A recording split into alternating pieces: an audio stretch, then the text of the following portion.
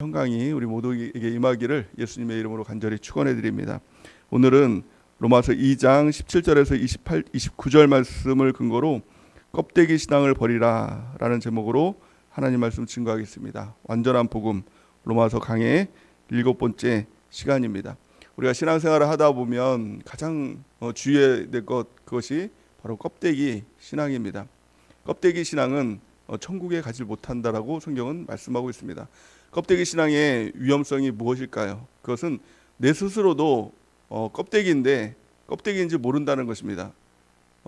신앙생활에 그 모습이 있는 것입니다. 껍데기의 모습이 있으니까 예배도 드리고 기도도 하고 봉사도 하고 교회도 나가니 나는 천국에 갈 거야 라고 생각을 하지만 사실은 껍데기는 못 갑니다. 성경에 보니까 알곡만 천국에 갈 수 있다라고 분명히 말씀을 하고 있습니다.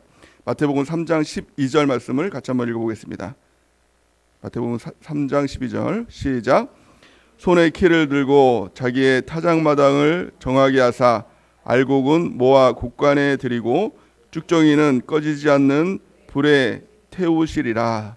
아멘.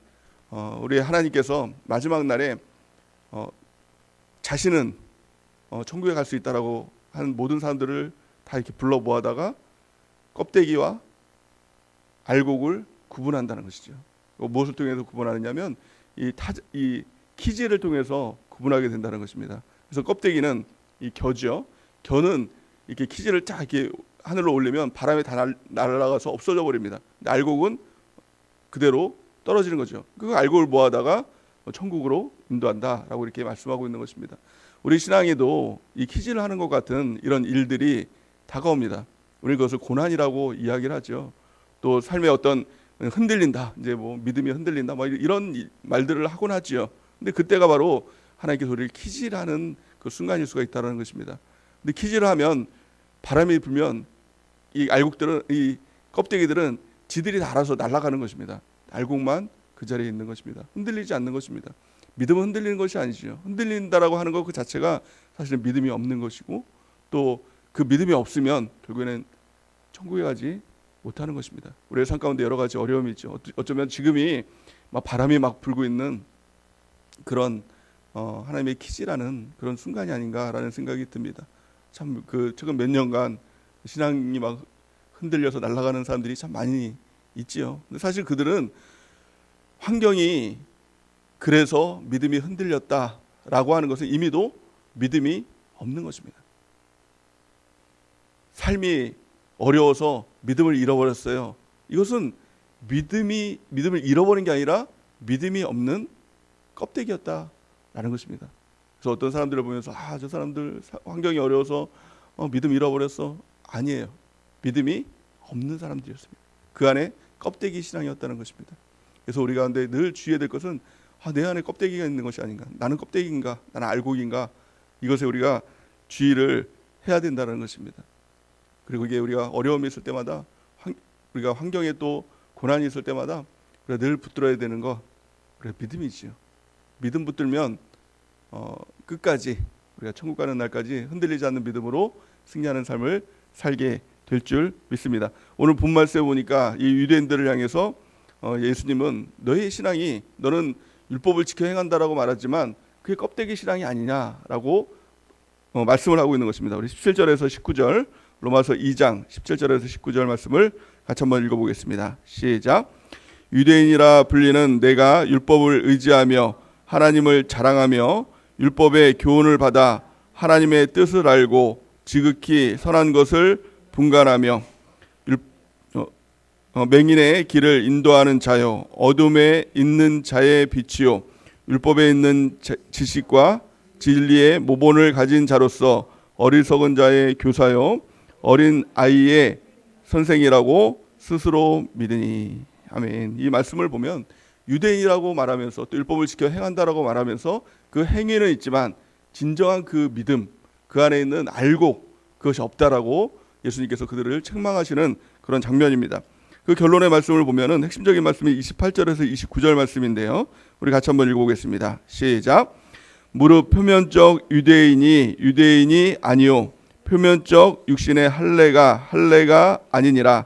오직 이면적 유대인이 유대인이며 할례는 마음에 할지니 영에 있고 율법 조문에 있지 아니한 것이라.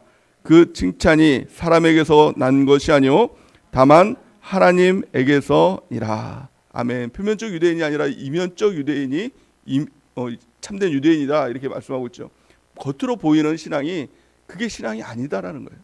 어떤 사람을 보면서 여러분들은 믿음이 좋다라고 말하는 그런 기준이 무엇입니까? 예배 잘 드리고 주일 예배, 수예배, 금요예배, 심지어 새벽 예배까지 빠지지 않고 나오는 사람, 그 사람을 보면서 믿음이 좋다라고 말할 수 있죠. 물론 그럴 수 있습니다. 근데 그 모습이 다가 아니다라는 거예요. 나의 모습을 보면서 여러분들은 내가 믿음이 좋을 때가 언제라고 생각합니까? 예배를 잘 드리는 모습들, 예배 빠지지 않는 모습들, 물론 그게 중요할 수 있죠. 큐티도 잘하고 믿음의 일기도 잘하고 또 성전 기도도 하고 이런 모습들, 물론 그 모습이 신앙생활 잘하는 모습일 수 있죠. 하지만 그게 다는 아니다라는 거예요. 중요한 거는 자기 자신만 아는 겁니다. 내 안에 무엇이 있는가라는 거예요. 우리의 모습이, 껍데기의 모습은 다 있어도 내 안에 무엇인가가 없으면 그 사람은 쭉정입니다. 그 사람은 겸이다. 하지만 우리의 모습이 좀 이렇게 믿음 생활 잘 못하는 것 같고 좀 껍데기는 좀 약한 것 같아도 그 안에 무엇인가가 있으면 그 사람은 알곡인 것입니다. 그렇다면 그 무엇인가가 무엇일까요? 그것이 바로 생명이죠. 알곡은 생명이 있습니다. 근데 쭉정이는 생명이 없습니다. 그 안에 다 비어있기 때문에 그 안에 생명이 있느냐 생명이 없느냐 이것이 중요한 것입니다. 그 생명이 무엇이죠? 바로 예수 그리스도. 내 안에 예수 그리스도가 있는가, 예수 그리스도가 없는가, 이걸 통해서 알곡과 쭉정이가 구분이 되고 내 안에 예수 그리스도가 있는 사람, 그 사람이 천국에 가는 사람이고 내 안에 예수 그리스도가 없는 사람, 그 사람은 아무리 그 모습은 신앙생활 잘하는 모습처럼 보였다 할지라도 예수님께서 내가 너를 도무지 알지 못하겠다, 불법을 행하는 자들아 떠나가라 라고 마지막 날 그렇게 말씀하신다는 것입니다. 우리 갈라디아서 2장 20절 말씀을 같이 한번 읽어보겠습니다. 시작. 내가 그리스도와 함께 십자가에 못 박혔나니 그런즉 이제는 내가 사는 것이 아니요 오직 내 안에 그리스도께서 사시는 것이라. 이제 내가 육체 가운데 사는 것은 나를 사랑하사 나를 위하여 자기 자신을 버리신 하나님의 아들을 믿는 믿음 안에서 사는 것이라. 아멘. 이 모습이 진정한 알곡의 모습이라는 것입니다. 나는 죽었습니다. 내 안에 예수 그리스도께서 사십니다. 이 믿음 하나로 살아가는 사람, 이 사람이 진정으로 믿음으로 살아가는 삶, 알곡의 모습인 것입니다. 그러기에 우리 안에 늘 예수님이 계신가 이걸 점검하고 예수님과 동행하는 삶, 예수님과 함께하는 삶을 살아가야 되는 것입니다.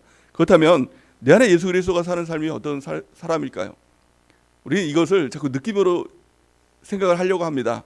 내 안에 예수님이 계신가? 내 안에 예수님이 안 계신가? 느낌적인 느낌으로 내 안에 예수님이 계신 것 같으면 예수님이 계신 사람, 또 안 계신 것 같다 그러면 또 예수님이 안 계신 거. 우리의 느낌이 아닙니다. 우리의 느낌은 늘 틀리죠. 우리의 감정은 늘 틀리죠. 우리가 느끼는 모든 것들이 사실은 허상이라는 것을 여러 가지 그 심리학자를 통해서 우리가 알 수 있는 거 아닙니까? 예수님께서 있다라고 생각은 하지만 결국에는 천국문 앞에서 내가 너를 도무지 알지 못하겠다 라고 하는 사람이 있습니까 없습니까? 성경 말씀을 통해서 보니까 예수님께서 그런 사람이 있다라고 이렇게 말씀하고 있는 것입니다. 내 안에 예수님이 계신 것은 느낌적인 느낌이 아닙니다. 그것은 실제적인 사건인 것입니다. 그렇다면 무엇을 통해 실제적인 사건들이 드러나게 될까요? 내 안에 예수님께서 계시다라는 것은 느낌이 아니라 하나님의 말씀이 있는가, 이것을 통해서 내 안에 예수님이 계신가 안 계신가, 알곡인가 쭉정인가, 이것이 드러나게 된다는 것입니다. 쭉정이 신학은요 말씀을 중요하게 여기지 않습니다. 행위를 중요하게 여깁니다. 예배 드리는가, 기도하는가, 또 내가 무엇을 봉사하는가, 무엇을 했냐 안 했냐에 관점을 둔다는 것입니다. 이 당시 때 예수님 시대의 이 당시 때 그런 사람을 누구라고 불렀냐면 율법주의라고 불렀습니다. 율법주의. 율법으로 천국에 가는 것이 아니라 은혜로 간다. 그 은혜가 무엇이죠? 예수 그리스도. 내 안에 계신 예수 그리스도. 예수 그리스도를 통해서 우리가 천국에 간다라고 말씀하고 있는 것입니다. 그러기에 우리 안에 있는 것, 그것이 바로 예수 그리스도.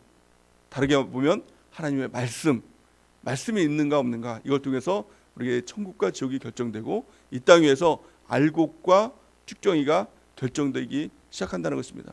어제 담임 목사님께서 설교 말씀을 통해서 말씀하셨던 것처럼 사람들은 믿음이라는 것을 어떤 내가 무엇을 보고 무엇을 체험하면 그 믿음이 더 커질 거라고 생각합니다. 성경상에서 보면 그런 사람들이 있지요. 오병이어를 봤던 사람들. 오병이어 우리 말로만 들었는데 그 일들이 실제적으로 우리 눈에 펼쳐지게 된다면 야, 정말 소름 끼칠 것 같지 않습니까?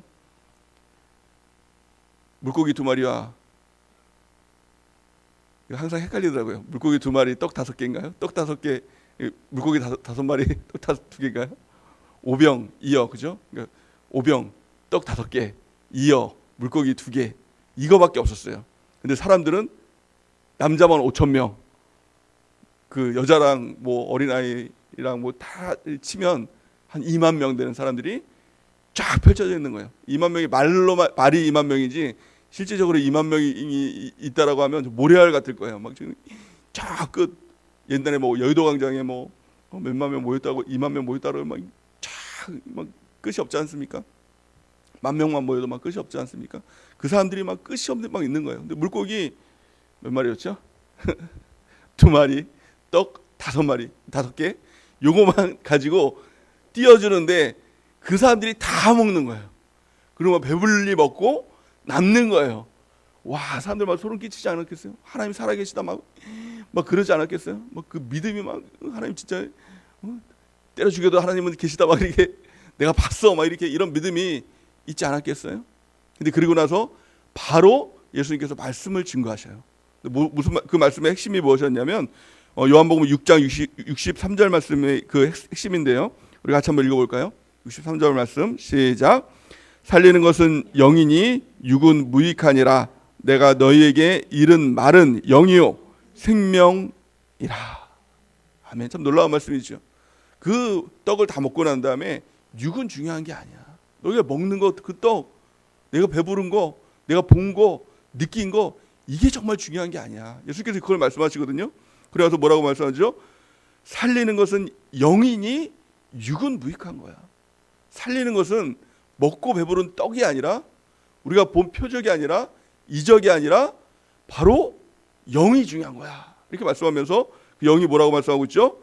내가 너에게 이른 말은 영이요 생명이니라. 하나님 말씀이 영이고 생명이다. 이것을 말씀하는 거예요. 너무 중요한 말씀이죠. 우리가 정말 지금 우리가 들어야 될 꼭 말씀 아닙니까? 우리의 생명이 무엇입니까? 하나님의 말씀. 이게 영이고 이게 생명이다. 이걸 붙들어야 된다. 우리가 눈에 보이는 것, 먹고 배부른 것, 기적이 일어나는 것, 또 우리가 뭐 예수님 믿어서 잘 되는 것, 이거는 육적인 것은 다 무익한 거다. 사실은 있다가 없어지는 거다. 이 말씀이에요. 정말 생명과 같은 말씀이죠. 그런데요, 오병이어를 경험했던 사람들, 좀 믿음이 있다라고 생각했던 사람들, 그 말씀을 들으면서 뭐라고 얘기했죠? 이 말씀은 너무 어렵다 이렇게 얘기했어요. 사실 어려운 게 아니라 자신이 듣고 싶은 말씀이 아니었던 겁니다. 너희가 하나님의 말씀을 믿으면, 나를 믿으면 너희에게 복이 임할 거야. 이 축복이 임할 거야. 오병이어 같은 사건들이 날마다 일어날 거야. 이 말씀을 듣기 원했는데 이런 건 무익하다고, 말씀이 중요하다고 하니까 이 말씀 어렵다. 어려운 게 아니라 듣기 싫다라는 것이죠. 그리고 나서 많은 사람들이 예수님을 떠났어요. 방금 전까지 오병이어의 축복을 경험하고 하나님을 살아계시다라고 내가 그걸 봤다라고 얘기했던 사람들이 순식간에 예수님을 다 떠나갔다는 것입니다. 이와 같이 우리가 본 표적들, 우리가 본 이적들, 사실 이거는요 한순간에 다 떠나는 거예요. 이거는 믿음이 아니라는 거예요. 이걸 통해서 믿음이 생겨나는 것이 아니라는 거예요. 예수님께서 말씀하셨던 것처럼 살리는 것은 영이니 육은 무익하니라. 내가 너에게 이른 말이 영이요 생명이니라. 우리가 붙들어야 될 것은 뭐예요? 오직 말씀, 하나님 말씀, 여기에 생명을 걸어야 됩니다. 여기에 생명을 걸어야 됩니다. 참 놀라운 것은요, 예수님께서 12 제자를 보면서도 이렇게 말씀하셨어요. 그 순간에 너희도 가려느냐? 이렇게 물어봤어요. 무슨 말이에요? 너희도 껍데기냐? 너희 안에도 말씀이 없냐? 그랬더니요, 이 시몬 베드로가 참 놀라운 고백을 하죠. 요한복음 6장 67절에서 68절 말씀 같이 한번 읽어보겠습니다. 시작. 예수께서 12 제자에게 이르시되 너희도 가려느냐? 시몬 베드로가 대답하되 주여 영생의 말씀이 주께 있사오니 우리가 누구에게로 가오리까? 아멘. 이게 알곡이죠. 베드로의 모습은 굉장히 어떻게 보면 뭐 이렇게 화를 냈다가 또 믿음이 좋은 것 같다가 또 나쁜 것 같다가 막 이런 왔다 갔다 하는 신앙 아니었습니까? 어떻게 보면 껍데기는 좀 보잘것없는 사람이었어요. 근데 그 안에 무엇이 있었습니까? 영생의 말씀이 있었다는 거예요. 영생의 말씀이 있는 사람, 그 사람은 떠나지 않아요. 주님을 떠나지 않습니다. 아무리 바람이 불고 아무리 다른 사람 다 떠나간다고 할지라도, 아무리 환경이 어려운 환경이 있다고 할지라도 떠나지 않는 사람, 알고 영생의 말씀이 있는 사람, 그 사람이 저 여러분들에게는 은혜가 있기를 바랍니다. 이게 생명입니다. 이게 진정한 복 있는 사람입니다. 성경에서 말할 때 복 있는 사람, 그 사람은 뭐 돈 많이 버는 사람, 또 뭐 승진하는 사람, 뭐 높아지는 사람, 이 사람이 복 있는 사람이 아니라 그 안에 알고 있는 사람, 예수 그리스도가 있는 사람, 말씀이 있는 사람, 이 사람이 복 있는 사람이라고 성경은 말씀하고 있습니다. 시편 1편 1절에서 3절 말씀을 같이 한번 읽어보겠습니다. 3절까지 시작. 복 있는 사람은 악인들의 꾀를 따르지 아니하며 죄인들의 길에 서지 아니하며 오만한 자들의 자리에 앉지 아니하고 오직 여호와의 율법을 즐거워하여 그의 율법을 주야로 묵상하는도다. 그는 시냇가에 심은 나무가 철을 따라 열매를 맺으며 그 잎사귀가 마르지 아니한 같으니 그가 하는 모든 일이 다 형통하리로다. 아멘. 복 있는 사람 누굽니까? 이 악인들이라는 것은 사실은 여기서 보면 악한 사람들, 뭐 도둑하고 막 이렇게 살인하고 그런 사람들을 말하고 있는 것이 아니라 쭉정이를 말하고 있는 거예요. 예수님을 믿는다라고 하지만, 신앙생활을 한다라고 하지만 그 안에 비어 있는 사람, 그 사람들이 뭐예요? 꾀를 따르죠. 결국에는요. 예배에 나와서 말씀을 듣고 또 예배는 드린다고 하지만 세상 나가면 결국에 자기 꾀를 따라가는 사람, 이 사람들이 악인, 그 안에 말씀이 없는 사람, 쭉정이들이죠. 그 사람들을 따르지 않는다는 거예요. 알고군요. 복 있는 사람은요. 또한 죄인들의 길에 서지 아니하며, 세상에 나가면 온갖 죄를 짓고 또 예배 나오면 또 신앙인 척하면서 또 세상에 나가면 죄를 짓고 그 사람들을 따르지 않는다라는 거예요. 그 사람들의 자리에 서지 않고 오만한 자들의 자리에 앉지 아니하고, 2절 보니까 오직 여호와의 율법을 즐거워하여 그의 율법을 주야로 묵상하는도다. 오직이에요. 오직 하나님의 말씀입니다. 하나님 말씀이 전부입니다.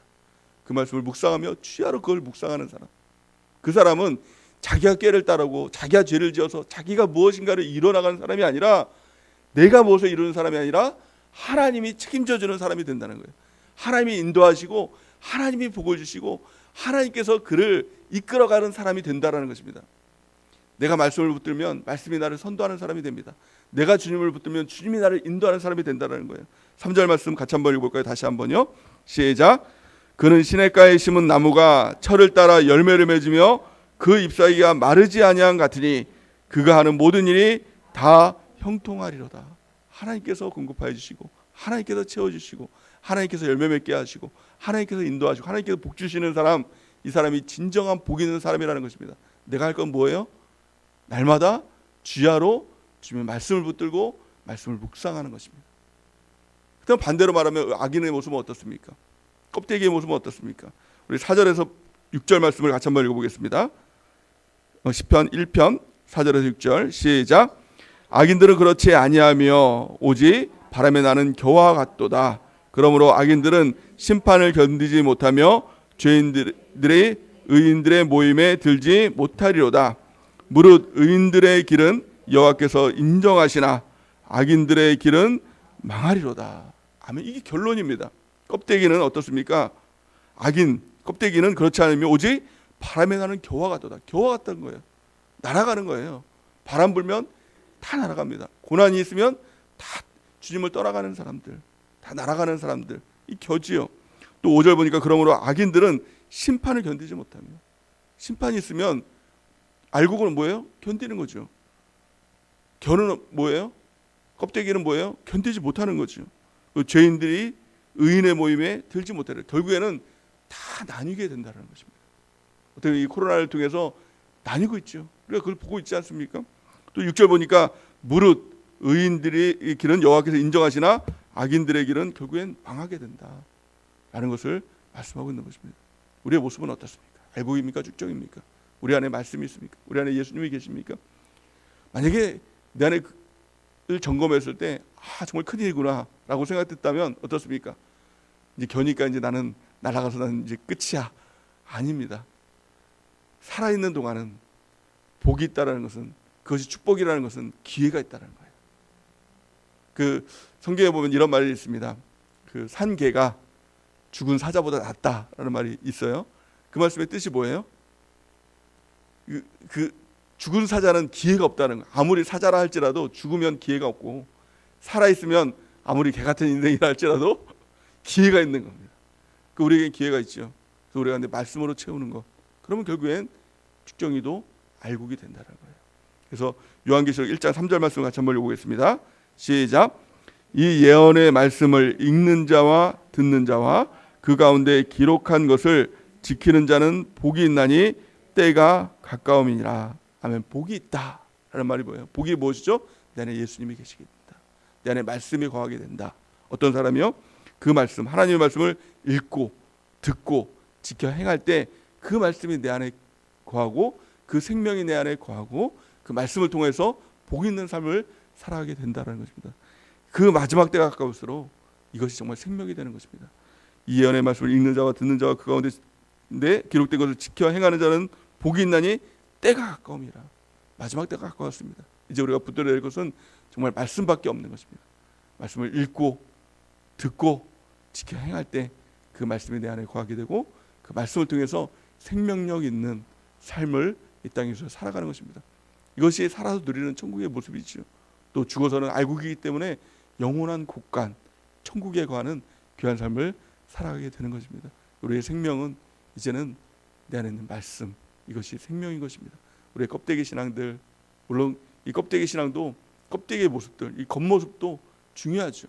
이 표면적인 모습도 중요하죠. 근데 더 중요한 것은 내 안에 이면적인 모습들, 정말 내 안에 예수님이 계시는가, 말씀이 계시는가, 말씀을 통하여서 우리가 이 땅을 살아가는가, 이것들을 점검하고 이번 한 주간도 또 주일날 주셨던 말씀 그대로 우리가 하나님의 말씀을 읽고 듣고 지켜 행하는 것입니다. 지켜 행하기 위해서 중요한 것이 무엇입니까? 그 말씀이 내 입에 있고 내 마음에 있게 하는 것. 내 입에 있고 내 마음에 있게 하는 것. 그것이 무엇입니까? 교회 안에서 같은 말, 같은 뜻, 또 같은 생각, 같은 마음을 가지고 나누는 것입니다. 그걸 통해서 우리 말씀이 주도하는 삶, 말씀이 선도하는 삶, 알곡의 삶을 살아가는 놀라운 은혜가 우리가 넘치기를 예수님의 이름으로 간절히 축원해 드립니다. 우리